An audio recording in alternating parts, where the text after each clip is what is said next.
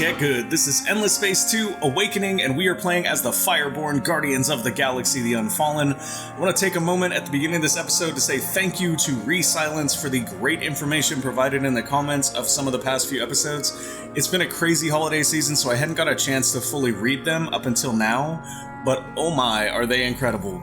So we're going to do a lot of different things with our boarding pods this episode, and one of the first things I want to do is come in here and take a look at our troop planning. So it turns out that the infantry is actually what does the damage in your boarding pods. I guess on the module it actually even says that, so we're going to go take a look at that real quick. Let's hop into our pirate assault vessel here and take a look at this module. Boarding pods reduce the manpower of enemy ships every second. The enemy ship is captured if a boarding pod is active and the ship reaches 0 manpower. Manpower damage is impacted by relative infantry strength. Boarding pods will not target hero ships, arcs, or behemoths. Okay, so what that means is that by boosting our infantry here, we actually boost the strength of our boarding pods, which is huge. That is a very, very big deal. If we could get all the way up to here, I might actually push for it.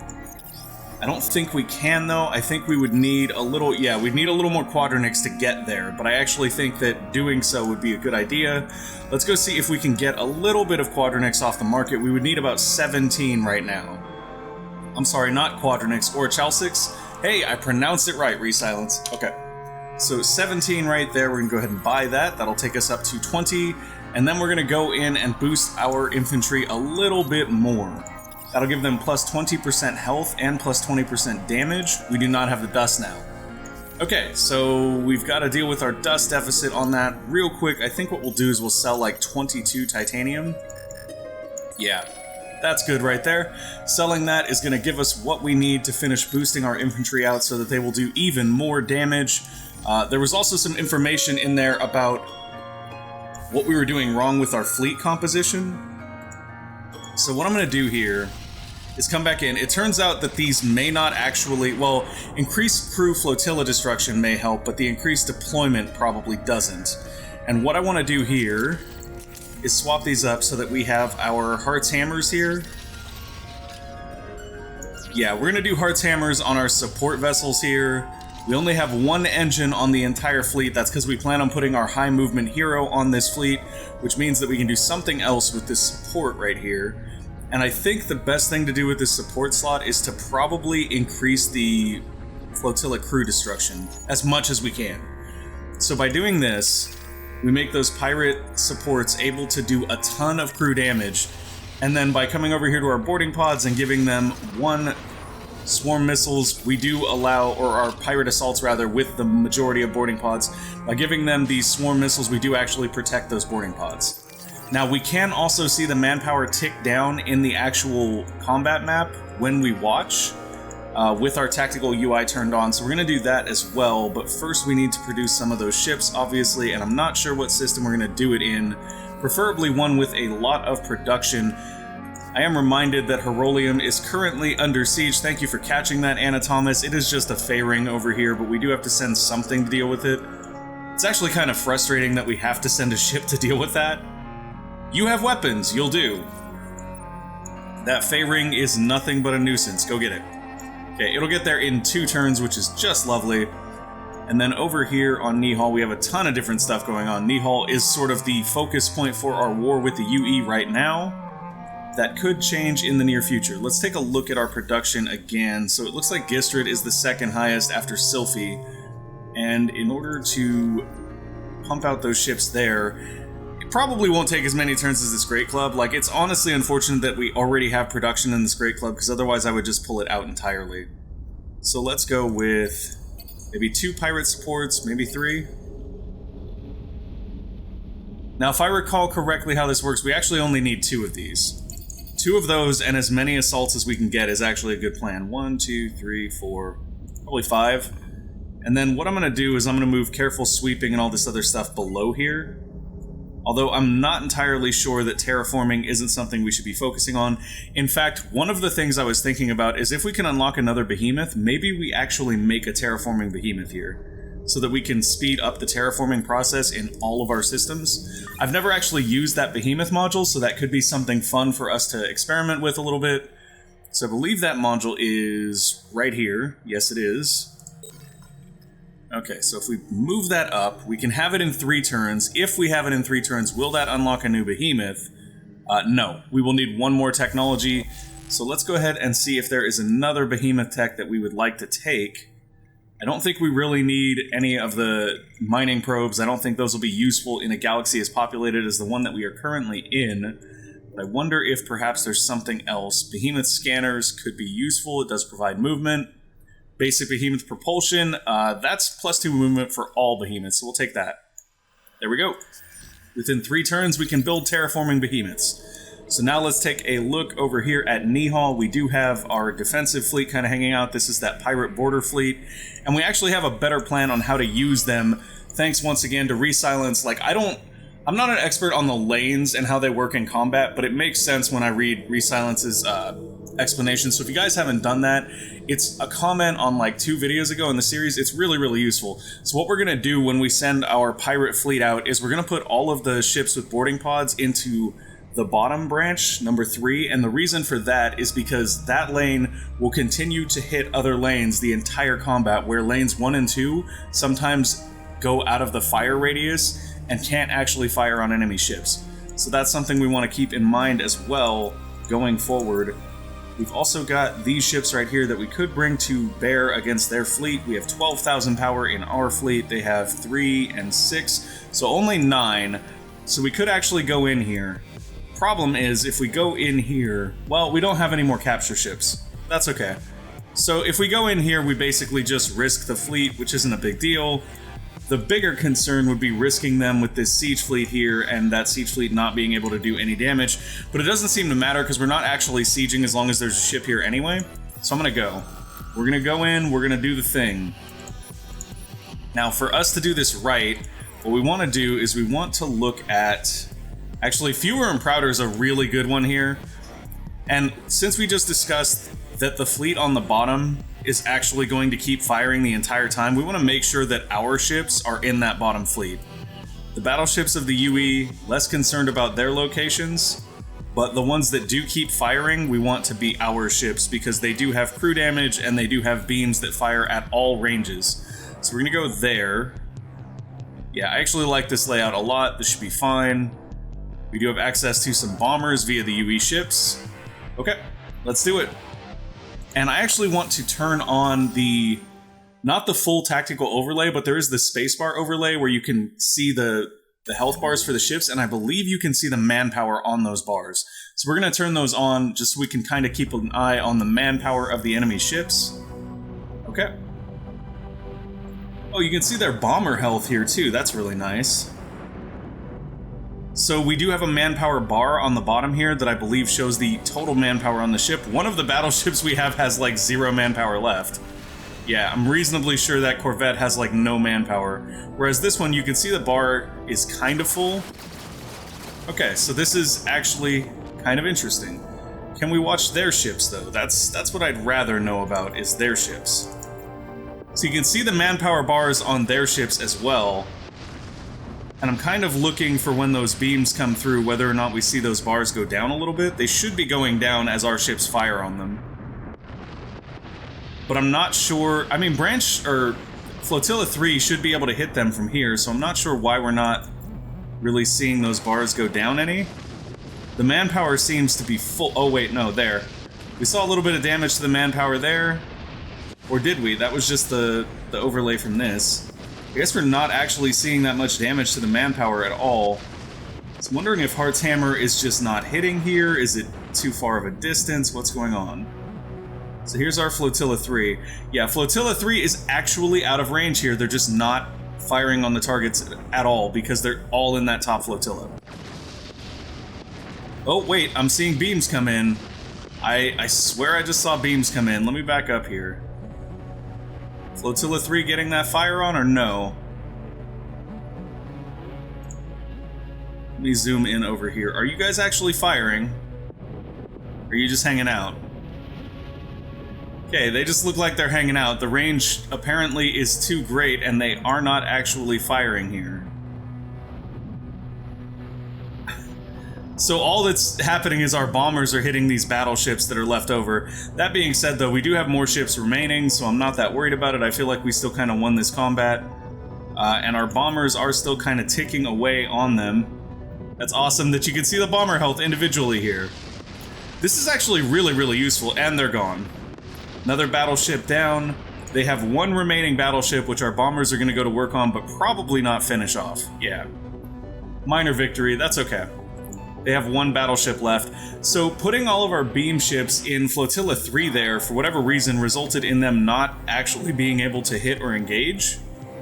And that's probably because they stacked everything in Flotilla 1. But it is what it is. They've got one battleship left. We got 1100 dust, 1100 science, and a ton of experience from that. And we basically only sacrificed their ships. So, win?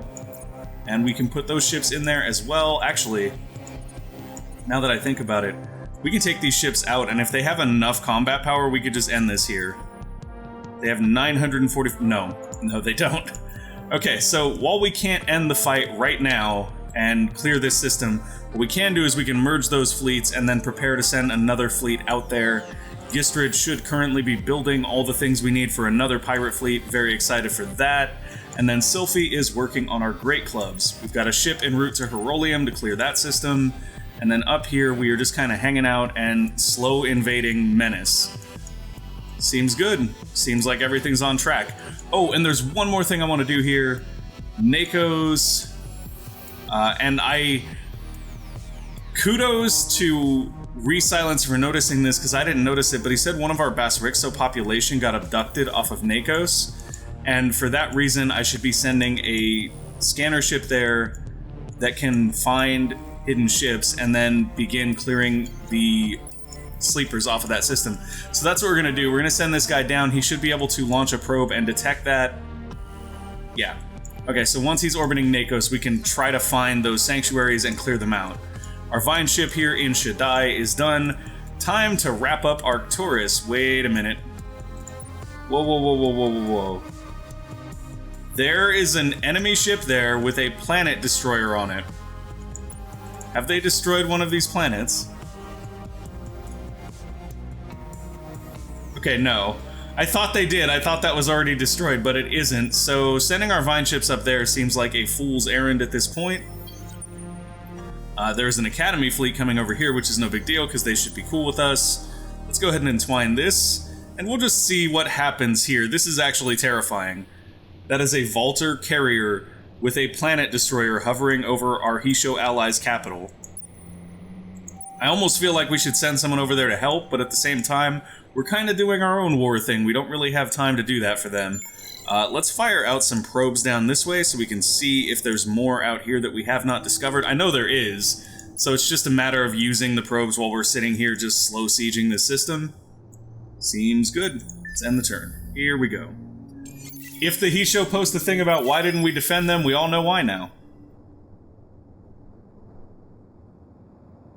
Ooh, and I believe our Vine ship has actually landed over on the UC capital. Let us entwine that system.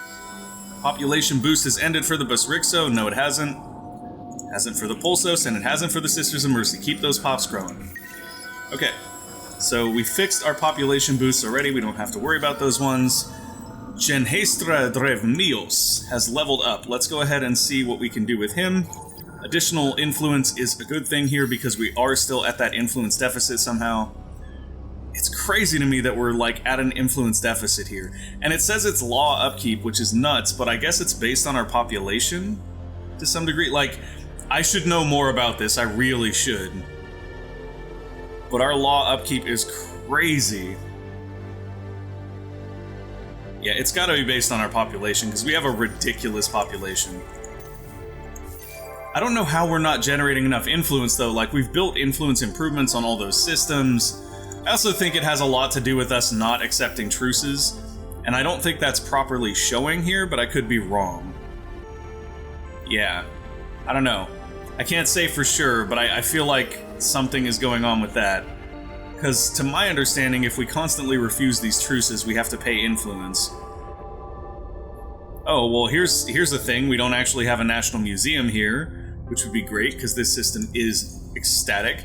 So we'll go ahead and build the natural museum there. We do not have the materials to build careful sweeping. We can go ahead and build public-private partnerships and magnetic field generators here. We can also build center, optics, and also graviton. We can build all of the things now, basically. We're just kind of filling out these systems as we go. Libra has been switched completely to slag and sludge centers, which should be increasing the amount of resources we generate on every planet. The fact that slag and sludge increases all resources and not just strategics is absolutely insane. Like, that is absolutely one of the things that I did not realize. For all the time I put in this game, I did not realize that, which you could say is just a sign that I'm a fool, and I wouldn't necessarily disagree with you. However, what I will say is this: holy crap, is that amazing. That is next level amazing, guys. Slag and sludge centers just became my favorite improvement of all time. Basically put them everywhere.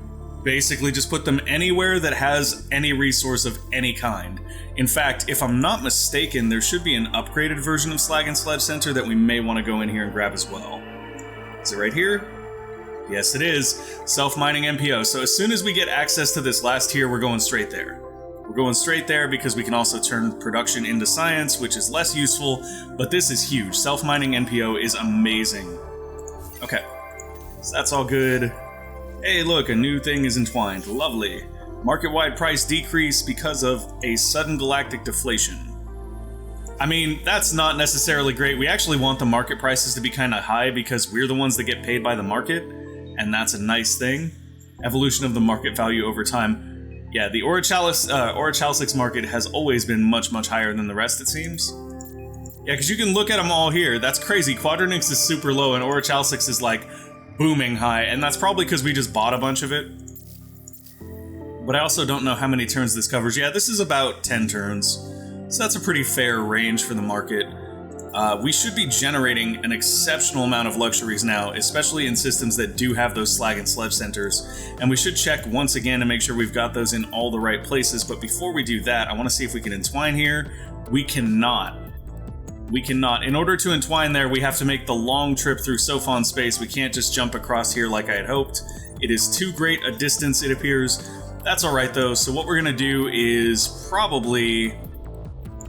I mean, at this point, we can't really take advantage of the vine ships up here. We're not going to be making much use of them over here either, because the systems over here that we want, we're going to capture, which will automatically give us vines. So I feel like the only real option is to send the Vine Fleet over here so they can start further entwining the Hisho space. Although the Hisho may be about to lose their space. They do have some ships here to defend themselves, but that is a planet destroyer on that ship, and that terrifies me.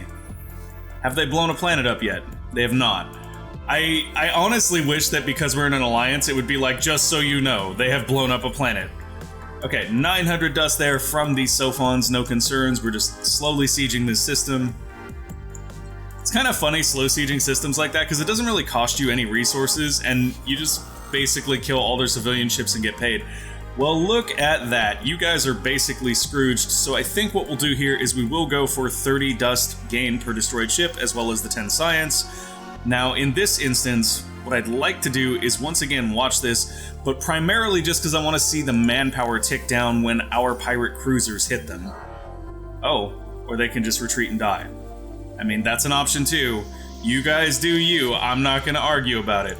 So now our siege ship is able to begin sieging at full strength. That's 194 manpower per turn, which actually doesn't seem like very much considering they've got 2,000 manpower there now. So we may want to build some more siege ships as well. Nakos, we should now be able to drop this anti-stealth scanner on.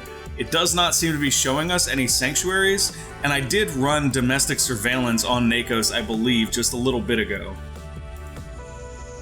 So without further, evidence that there's something going on here, I don't know that I want to run that again.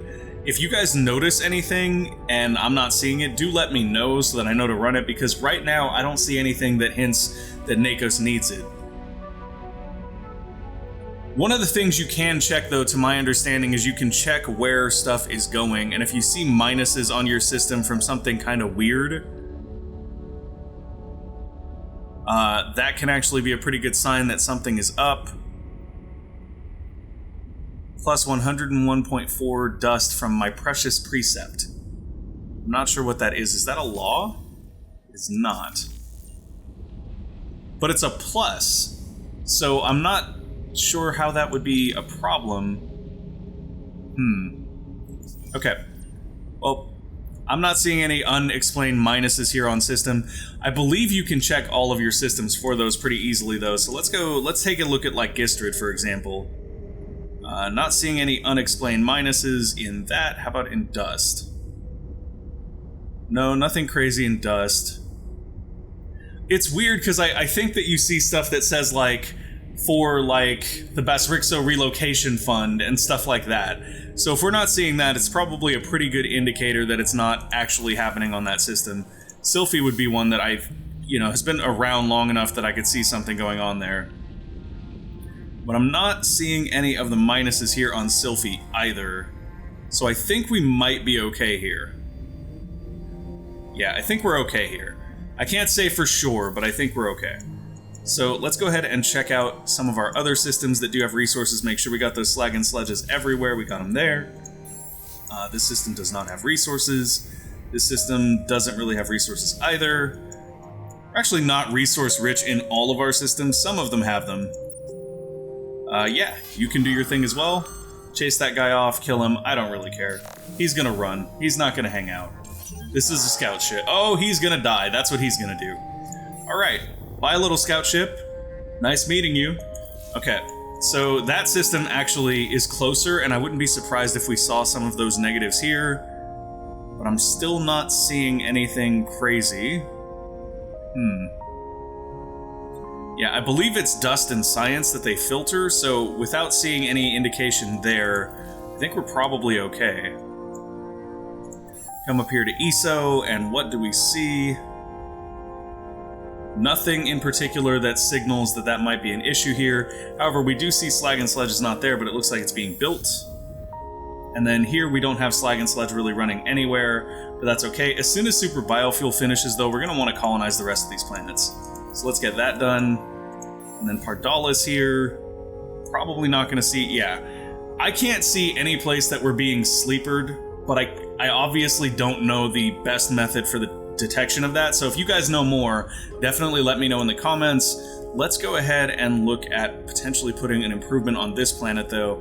It is a temperate fertile. Being that it's a fertile, it makes sense to go food here. And food actually turns into production, so that makes that an even better decision. Basically, when everything ends up and we have our biofuel factories built, we want to put food on every system that does not have Slag and Sledge Center. And if they can't have Slag and Sledge Center, or they benefit from it at all, we want that everywhere, because it's so powerful.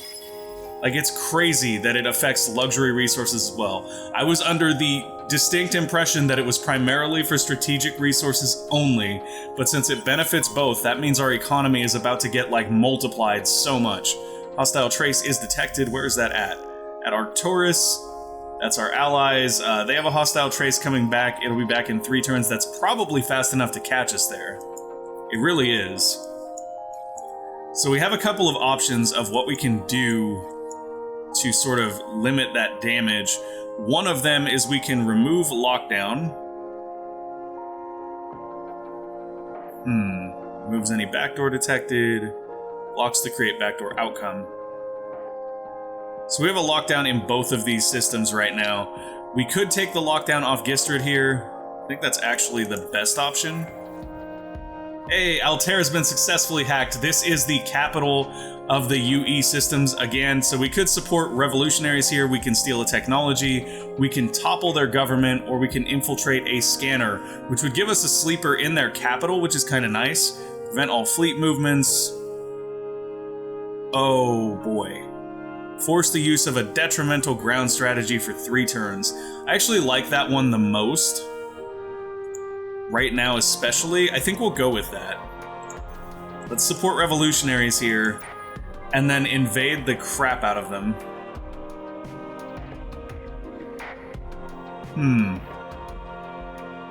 Their system is actively being invaded by the pirates.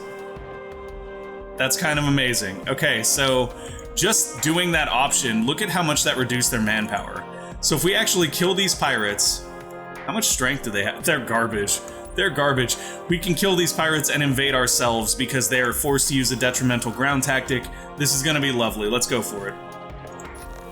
We'll watch the fight in case they do want to fight. All right, and this will give us a chance to actually see if we can see the manpower on enemy ships being reduced when they take those shots from the Heart's Hammers. Should be interesting. Yes, skip to the action, please. Turn on the things, and let's jump over here. I don't know, like, it's weird because with these ships, they don't even appear to have manpower, which is crazy, but alright, that's fine. We're going to speed this up here real quick. We'll just let it go. We'll let it be pretty and go, because we're not seeing anything interesting about manpower with this.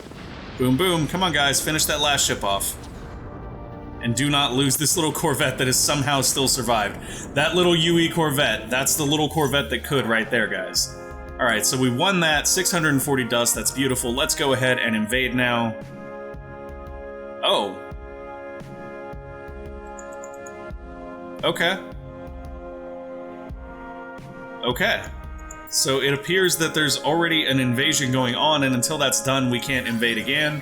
That's actually kind of unfortunate. It makes me feel like maybe we should have just hacked Tylus directly, because by hacking the capital, we spawn those pirate ships in all of their systems, but it also means that it gives them sort of an opportunity to defend. Well, they're fighting the pirates, and if they fight the pirates for 3 turns, we won't get to take advantage of that strategy we're forcing them to use, which is kind of problematic. However, the good news is that does free up enough... No? No, it does not. Okay. And I thought I just cleared Gistred's lockdown. Did I not? Yes, I want to cancel that immediately. Thank you. Let's go ahead and throw an accelerator here on Arcturus. See how that helps our hacking. Does not. Does not help our hacking that much at all. Alright, well, we tried. We'll see if that hack goes through. Honestly, if they hack us back, it's not that big of a deal. What are they going to do? Break the alliance? Yeah, right. Okay. So, lower dust cost on Hero here. Probably the best option. It also reduces assignment duration, which is nice. Or we can do expansion disapproval, which is also useful, but not as useful in this instance. I think we're going to go for dust catalyzation here. That's fine. Pi has leveled up nicely. Pulsos and Unfallen pop growing all over the place. Our pop is always just off the hook. Like, we always have more population coming out, and it's crazy the rate. The rate is absolutely nuts. Pardalis is building its trade company subsidiary soon. That should be very nice as far as us developing trade in our empire. Right here, we're still not... Well, I mean, actually, we have double their manpower. If that was enough, I would actually go in, but we all know that as soon as I invade there, we're going to see that that's not enough. Not by a long shot. Now, here's an interesting question. Will the Academy consider it a hostile act if we entwine their system? Also, why can I not move there? Fleet? Fleet, please? I select you. I cannot move you. Interesting. I can zoom in on a system, but I can't actually move that fleet. I wonder if they're out of action points. They shouldn't be, though. They should not be out of action points unless they've been sieged or something. Yeah, they have action points right here. Okay, we're able to move them there. I don't know what that's all about. I still feel like it's too dangerous to send them over here. I really do. I feel like that's just asking for trouble. But I'm not sure where else we can send them that's useful at the moment. Maybe we'll just have them hang out here for a second. Yeah, that's probably the best idea. They'll just hang there for a moment. It's fine. Kill the civilian ship. Make us some more dust. So much dust from killing civilian ships here. It's insane. We're up to 38k dust. I thought we were like almost bankrupt 2 turns ago too. So that's a pretty big turnaround right there. Let's go ahead and hop on the market and see if we can pick up some of those governor heroes that we wanted before. Scales Galena is a decent option here, but so is Nelly Shaken. I love that his name is Shaken. That's amazing. Okay. Let's take a look at what's available to him. So some pretty decent skills here. He does get access to Bean Counter, which we like. He is 26k. We'd be glad to pick him up. And then there was Aesir 1.2 Gato that has this wonderful minus 40% system upkeep. That is so big, guys. That's so big. It's like unexplainably large. Siri, calm down. Okay. So I think what we want to do here... It's also got Joy Initiative. I think we'll go for the Overseer first. He's 26k. We buy him. That's probably all we're buying for this turn as far as heroes go. And we will put him somewhere where he can benefit and increase the production Although putting him on one of our younger systems does mean that as they build stuff, he should also improve. So maybe we'll send him over to... I don't know. I feel like he's actually better off here. Let's send him here. There you go, bud. And while we're at it, we're going to go give him his first 4 skill points. So what we're going to do is put those in the things that make the most sense here, which is going to be food and food. Primarily because he doesn't have much better on the tier 1. We could have also done this for a little bit of production. That might have actually been more useful. We'll end up picking it up eventually anyway, though. And now we have access to these nice improvements on deposits as well as production. So we'll get those as soon as he levels up, which will be relatively quickly, since that system is putting a Great Club out in 2 turns. Okay. You found things, you're sieging, we're waiting to invade with you guys. It's telling us that we're already part of this invasion, though, so I'm actually curious how that's going to pan out. We'll end our turn here. We are out of time, but I'm going to go ahead and end the turn because I want to see if we are part of the Tylus invasion or not. If we are part of the Tylus invasion, we'll probably take Tylus this turn, which will be huge, because that planet, or that system, has tons of resources on it that we want. The new industrialist movement on Nair is causing more problems than you would like. Apparently, some political organizations have been spearheading a civilian movement to tear down the old, destroying valuable cultural monuments and priceless artifacts in an attempt to usher in a new industrial era. If this is allowed to continue, intellectualism and innovation on Nair will be crippled for decades to come. Still, the near-fanatical energy of this movement is doing wonders for the systems industry. What will you do? So if we ignore it, we lose science and we gain production. I mean, that seems pretty clear. Alright. Good is set to complete this quest in 2 turns. Surprisingly, we're going to win the means of production I never would have guessed. Be the first to unlock 15 science and exploration technologies. Congratulations, we have achieved this legendary deed. Gives us access to the Clear Skies program, which is an empire improvement that just adds +5 influence per science building. Oh, wow, that's actually super useful. That is super useful. So we have a ton of science buildings and we need more influence. Yeah, we'll refuse that. Oh, you guys are so loyal, we appreciate that. You send your ships to help, but we don't need them. We're doing fine on our own, you see. Fine on our own. In fact, you should watch yourself, because after this, we might turn around and take you too. Okay. So here we have... I believe this is Bar Moxa. Probably going to go for the production here, although once again, we do need some influence, so... maybe we'll go with that influence. I think that's actually a better plan overall. Try to... yeah, we're actually almost neutral on our influence. If we can get there, we can focus back in on production and not have a problem. Luna Barxis is a fleet commander hero. Let's see what he can do. Minus 25% assignment duration is actually very, very strong for him. What else can we give him that is very useful? Let's go for... Let's do the minus 25 assignment duration, and then we'll put 2 more points in assignment duration here so that we can basically reassign him at a moment's notice. I think that would be the best overall usage for him.